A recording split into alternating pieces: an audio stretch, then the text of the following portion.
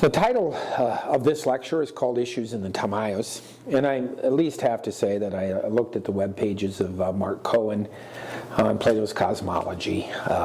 Certainly I read the Stanford Encyclopedia of Philosophy article by Donald Zale, and their material finds itself in this lecture here and there. And the reason I did this is because, just sitting and reading the Timaeus and working out a lecture on the Timaeus without any sort of secondary literature. It's possible I could have done it, but it certainly takes more time than I had.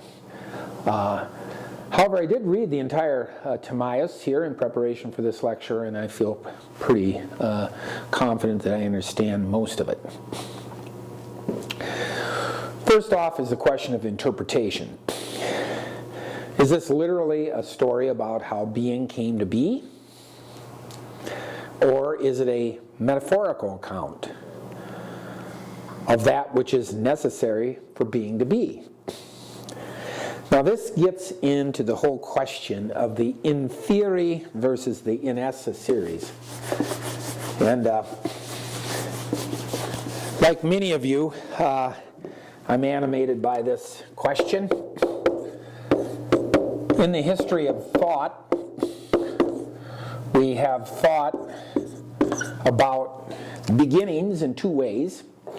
One is a beginning within time, an in theory series. So if we ask for the first cause in an in theory series, we're going to be asking for the temporal first. Okay? The first instant. When we talk about the Big Bang model, we're normally talking about it in an in theory sense. All of time basically is an unfolding of the infinitely dense point at the beginning. However, within the tradition, Plato did it, and certainly later on it was done again and again. Aristotle, but certainly in Christian theology and perhaps in Aquinas himself, we're talking about an in esse series. An in theory series, we're looking for the first cause in the order of time for the temporal series of becoming. This is in to become series. This is becoming, right? This is an in being series, in to be series, right? So here we're looking at the first cause in the order of being. That is to say, that upon which everything else is ontologically dependent. And if you read Aquinas' arguments for the existence of God in an in esse sense, they appear to be a bit stronger perhaps for our minds than if we take them in an in theory sense. So Aquinas famously argues that there must be a first cause and a first mover. If we understand this as that upon which everything else depends, this is a different thing than in an in theory series. So here's a temporal 0 point, temporal 1, temporal 2, temporal 3. Can you all see that? I hope. So that's an in theory, and there would be the first being in the order of an in theory series. But what is the best explanation for all of this? Well, there would be some explanation 3, and then presumably there's some explanation 2. An explanation refers to a situation, an ontological situation. And so some explanation of why there is an in theory series in the first place. There must be being upon which all other beings are being. This is a series in the order of conditionedness. This would be the unconditioned. So, is this a metaphorical account of a series in ontological dependency? All right. So that question's out there. Is the craftsman literally transcendent? Is he like the Christian God? Or Is he the rational part of the world's soul, or some blend of forms? That is to say, is he transcendent from the world, or is he the top story of the world? How then, and here's another question, is the disordered time before creation to be understood if there is no time before time? Because we just found out that time begins with movement. So there is no time in the forms. So what is prior to movement? You can't really ask that, but of course this question is a problem for anybody who completely buys the Big Bang view, which has all kinds of scientific support. I'm not here to argue it. I'm just here to point out that if you tell me that time is a physical constant, and I can't ask the question, what happened before the Big Bang? Oh, give me a break. The Big Bang happened 15 billion years ago. What happened 20 billion years ago? I mean, some things are too obvious. But obviously I'm taking a position within the philosophy of time there, and I can't go into that. If the story is to be read literally, is it consistent with Plato's other dialogues? So these are questions. Plato seems to think the account can be no more than likely because the material of the universe is changing. If the account, however, is not certain, should we somehow regard it as less than plausible? He seems to suggest it's open to revision. But should we map the certain versus plausible to the literal versus metaphorical? It's by no means clear that certain is to literal as plausible is to metaphorical. And it's fun to point out that the term likely does seem to be a double entendre. Because the world, the cosmos, was like the forms in a particular way, right? So it is a likely story, maybe in that it's true, but it's not at the level of knowledge, but maybe it's a level of justified opinion. But it's also likely in that it's talking about that which is like what is real. There's a larger context. The Timaeus is set within the context of a speech by Socrates. There he shows up again in this dialogue on the previous day about the ideal political order. And a speech by Kritos commemorating the Athenian victory over Atlantis. As I at least alluded to previously, the ultimate purpose here of the Timaeus seems to be to give an account of human nature. Human beings here must cultivate their own rational souls and bring their movements in conformity with the universe at large. Souls are out of balance here and must be realigned to harmonize with the universe. And this is one of the great narratives that we find in Plato, right? The soul has been abandoned in the world of matter, and it's really bad. I mean, it's ignorant. It needs to get out of this thing.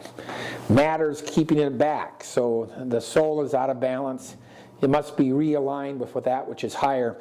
And of course, you can see that this so-called myth of the alienated soul, if you will, fit very nicely with, it would seem, with the Christian story of the fall, right? We're fallen into materiality.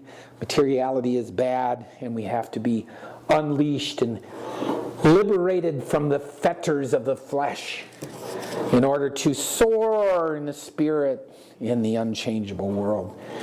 And of course, I'm being a little bit playful because, of course, Christian theology does not think that anymore in that way, but that would appear to most of us to be the way that we once thought about that. Christian theology, certainly in its first thousands of years of development, was very much taken by this picture that matter is bad and the spirit somehow needs to be unyoked from matter and can fly closer to God the further away that it gets from food and sex and all those things.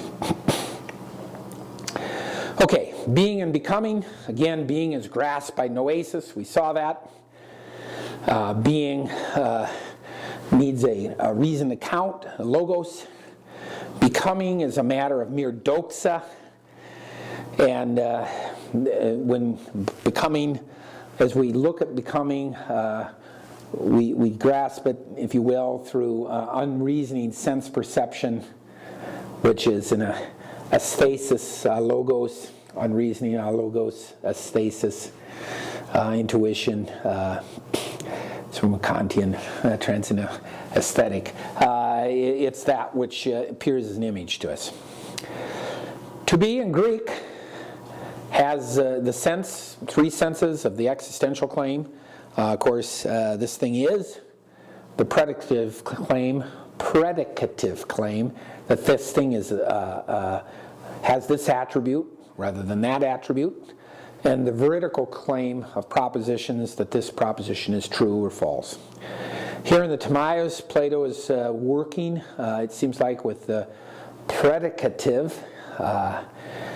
He's not saying, that the thing isn't. There is something, but he's saying that creation comes about through attribution of some properties to this thing rather than other properties. See, that's an ordering out of disorder. It's not a creatio ex nihilo account. Anything that becomes must be caused to be by something, but the universe becomes, ergo, it must be caused to be by something, right? Because the universe is supremely beautiful, it could not have become without a craftsman that has design capabilities. And of course, Plato reasons that since the universe is beautiful, it must have come about in accordance with clear rational standards, because as we all know, rationality, mathematics, and logic are beautiful. At least Plato knew that. Plato reasons through much of this a priori. A priori reasoning differs from a posteriori reasoning. In a priori reasoning, we're reasoning in terms of logical deduction, prior to experience, if you will. We're not checking out the world of experience to know what must be the case. We're reasoning what must be the case. When we're doing geometrical proofs, we're reasoning a priori. When we're doing logical derivations, we're reasoning a priori. A traditional problem in philosophy is how much of reasoning a priori is possible in the giving of true results.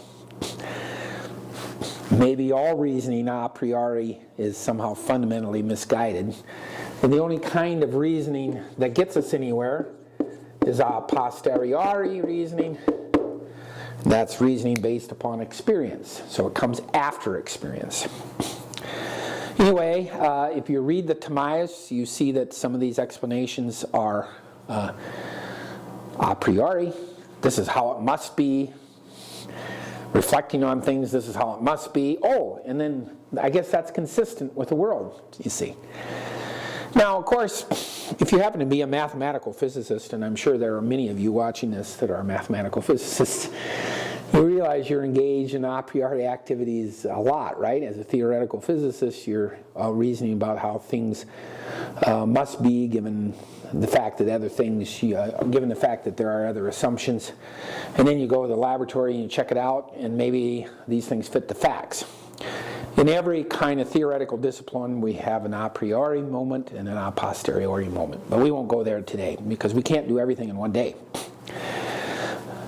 Okay, the model of the universe the Demiurge uses is a living form, or constellation of forms. And from this living form, we get this living being of the universe.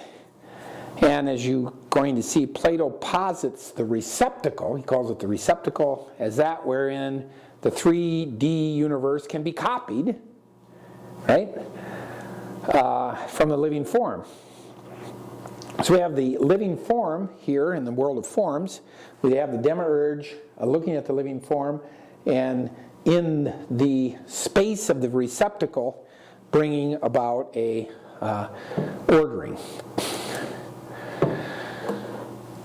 The causal story here, told early in the dialogue, must be supported by giving an account of contributing causes. I won't go into this at this point.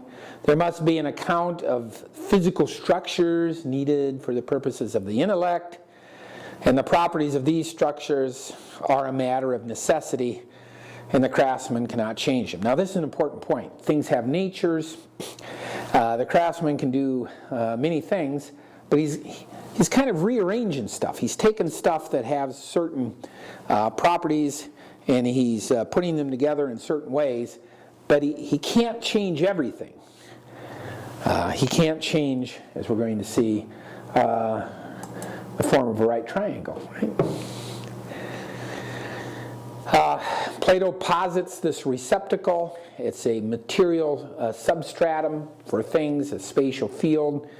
Prior to the craftsman's activities, the receptacle is disorderly, right? Has only traces of the elements, and these four kinds of elements operate. These four kinds of elements consist in the triangles, and these triangles are the simples in the physics in this account. This will be clearer later. These kinds operate with necessity, as all mathematical things do. Oh my gosh. The Demiurge is like a builder following a set of instructions, right? The set is intelligible, non-material, non-spatial.